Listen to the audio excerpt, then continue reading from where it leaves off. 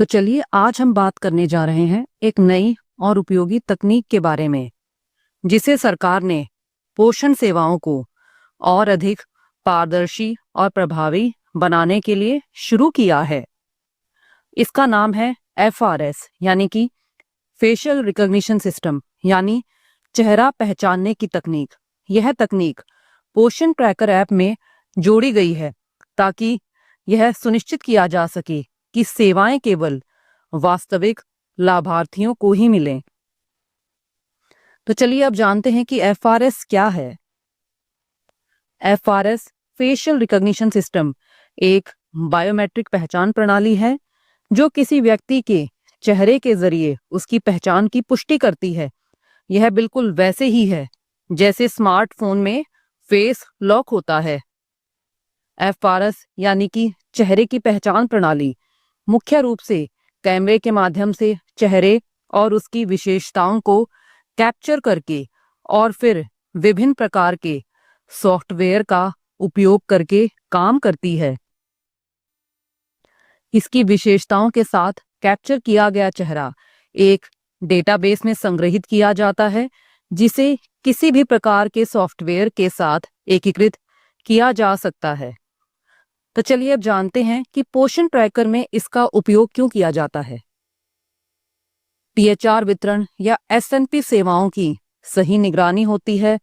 इससे पोषण सेवाओं की बेहतर निगरानी होती है, प्रशासनिक काम में पारदर्शिता आती है।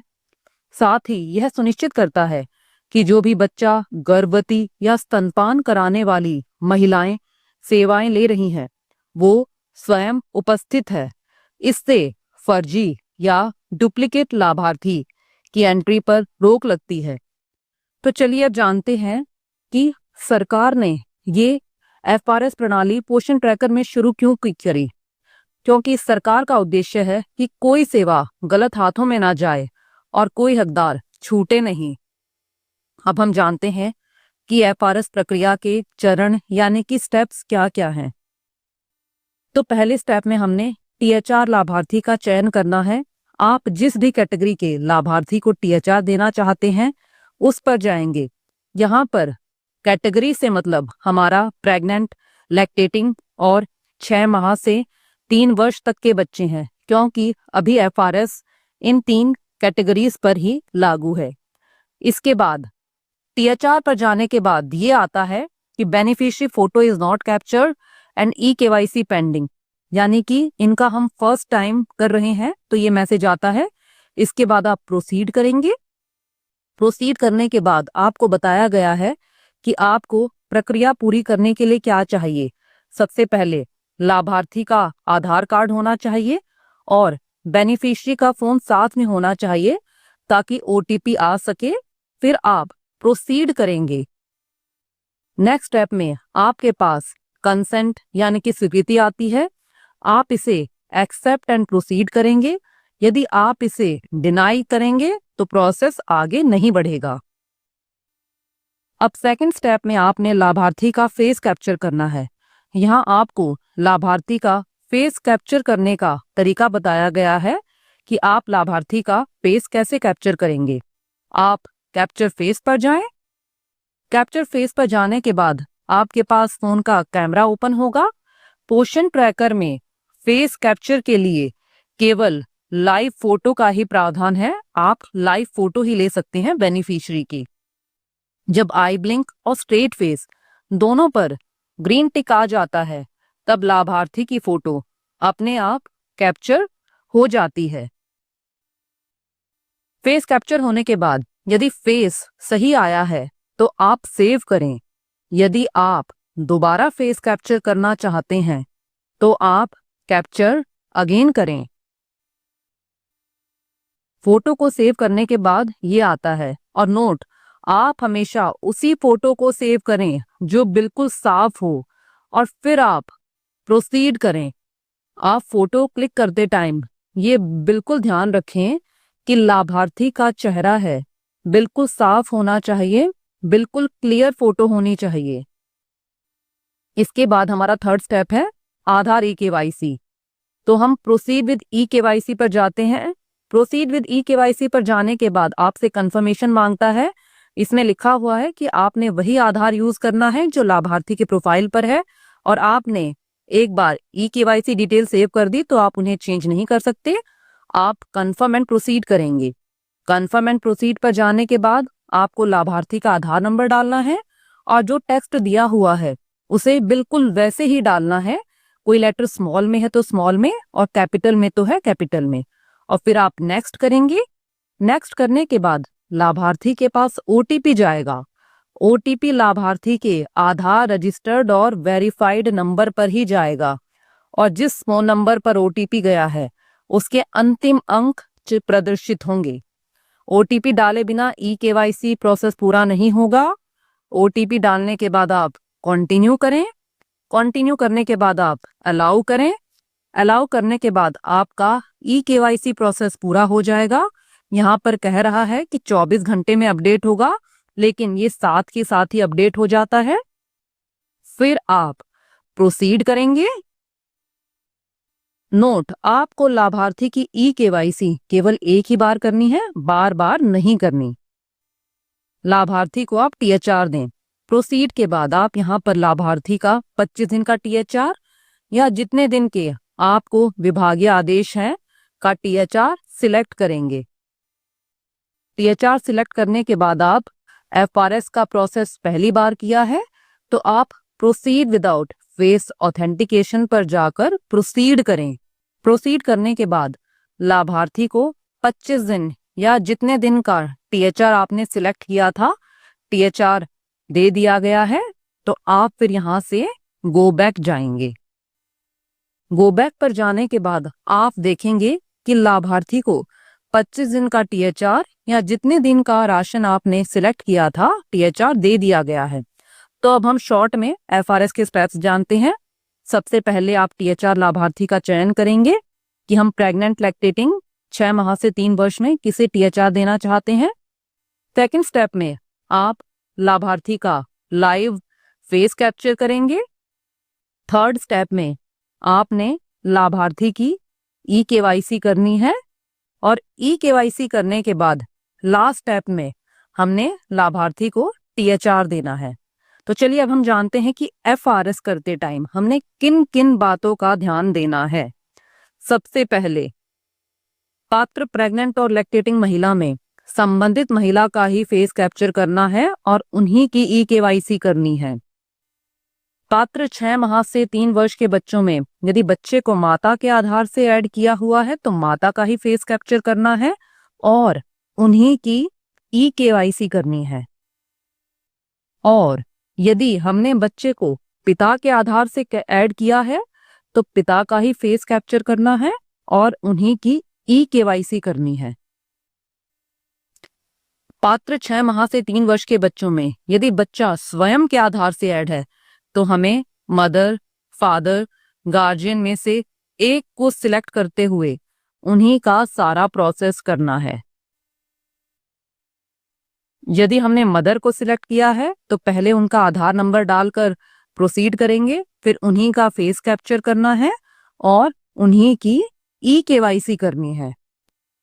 जैसे आप यहाँ पर देख सकते हैं, हमने मदर को सिलेक्ट किया है तो पहले हम उनका आधार डालेंगे, फिर प्रोसीड करेंगे और सारा प्रोसेस यानी कि फेस कैप्चर और ई केवाईसी माता की ही करेंगे। इसी तरह यदि हमने फादर को सिलेक्ट किया है तो पहले उनका आधार नंबर डालेंगे और फिर प्रोसीड करेंगे और सारा प्रोसेस से मतलब है फेस कैप्चर और ई केवाईसी पिता की ही करेंगे। इसके बाद आप जब भी लाभार्थी का फेस कैप्चर करें बिल्कुल क्लियर फोटो हो ताकि फेस ऑथेंटिकेशन के समय फेस मिसमैच की समस्या ना आए। अगर फोटो सही ना लगे तो आप कैप्चर अगेन करें। सभी पात्र लाभार्थियों का फेस कैप्चर और ई केवाईसी अनिवार्य है। जिन लाभार्थियों की पिछली बार ई केवाईसी पूरी हो गई थी उन्हें फेस ऑथेंटिकेशन से ही टीएचआर देना है और सभी पात्र लाभार्थियों की ई केवाईसी करना अनिवार्य है। आपने जिस लाभार्थी का फेस पहली बार कैप्चर किया था और ई केवाईसी की थी उन्हीं का फेस हर बार कैप्चर करना है ताकि टीएचआर देते समय फेस ऑथेंटिकेट यानी कि वेरीफाई हो जाए, तो आप इस बात का विशेष ध्यान रखेंगे।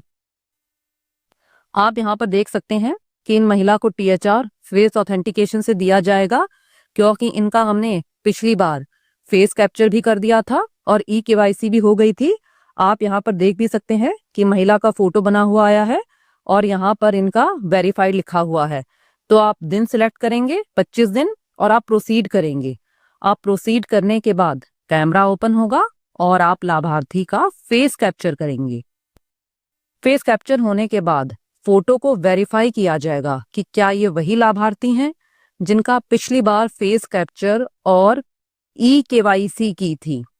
यदि आप पहली बार फोटो खींचते, फर्स्ट टाइम अगर इनका eKYC फोटो कैप्चर करते तो प्रोसेसिंग इमेज आता है। यहाँ पर इमेज को वेरीफाई किया जा रहा है, इसीलिए वेरीफाइंग इमेज आ रहा है। फोटो वेरीफाई होने के बाद यदि फोटो वेरीफाई हो जाती है तो आता है फेस ऑथेंटिकेटेड, यानी कि हमारा फेस वेरीफाई हो गया है, यानी कि हमारी फोटो मैच हो गई है। यदि फोटो वेरीफाई नहीं होती है तो आता है unable to match the face, ये फेस मिसमैच, यानी कि हमारा फेस वेरीफाई नहीं हुआ है। तो आप यहां से ट्राई अगेन कर कई बार कोशिश कर सकते हैं। फेस ऑथेंटिकेशन के बाद लाभार्थी का मोबाइल ऑथेंटिकेशन होगा और लाभार्थी के पास OTP जाएगा। OTP उस नंबर पर जाएगा जो उनका पोषण ट्रैकर पर वेरीफाई किया हुआ होगा। तो इसीलिए आप सभी अपने लाभार्थियों के मोबाइल नंबर वेरीफाई कर लें। मोबाइल वेरीफाई होने के बाद आप देखते हैं कि लाभार्थी को जितने दिन का THR आपने सिलेक्ट किया था दे दिया गया है। तो चलिए अब हम जानते हैं कि FRS में क्या क्या समस्याएं आती हैं। तो सबसे पहले कमजोर नेटवर्क कनेक्टिविटी, यानी कि फेशियल रिकॉग्निशन के लिए तेज इंटरनेट जरूरी है, जो ग्रामीण क्षेत्रों में अक्सर उपलब्ध नहीं होता। फिर है डिवाइस की गुणवत्ता। बहुत सी आंगनवाड़ी कार्यकर्ताओं के पास कम गुणवत्ता वाले या पुराने स्मार्टफोन हैं जिनमें कैमरा सही ढंग से काम नहीं करता। प्रकाश की समस्या। चेहरे की सही पहचान के लिए पर्याप्त रोशनी चाहिए। आंगनवाड़ी केंद्रों में रोशनी की कमी से पहचान में कठिनाई होती है। तकनीकी खराबी। कई बार फेस रिकॉग्निशन के समय ऐप फ्रीज हो जाता है या बंद हो जाता है, जिससे प्रक्रिया बाधित होती है। जैसे एकदम से वाइट स्क्रीन का आना इसी का उदाहरण है। फेशियल फीचर्स में बदलाव। लाभार्थी के चेहरे में समय के साथ प्राकृतिक बदलाव, जैसे वजन बढ़ना, कम होना आने से पहचान करने में दिक्कत होती है। डिजिटल साक्षरता की कमी। कई आंगनवाड़ी कार्यकर्ताओं को फेशियल रिकॉग्निशन सिस्टम की ढंग से उपयोग की जानकारी नहीं है। eKYC में समस्या। फेशियल रिकॉग्निशन के लिए eKYC की अनिवार्यता से समस्या आती है। बहुत से लाभार्थियों द्वारा डेटा गोपनीयता और सुरक्षा के चलते OTP नहीं बताया जाता। बार बार पहचान फेल होना, धूल पसीना या कैमरे की गुणवत्ता खराब होने पर फेशियल रिकॉग्निशन बार बार फेल होता है, जिससे काम का समय बढ़ता है। तो चलिए अब हम जानते हैं कि इन समस्याओं के समाधान क्या हो सकते हैं।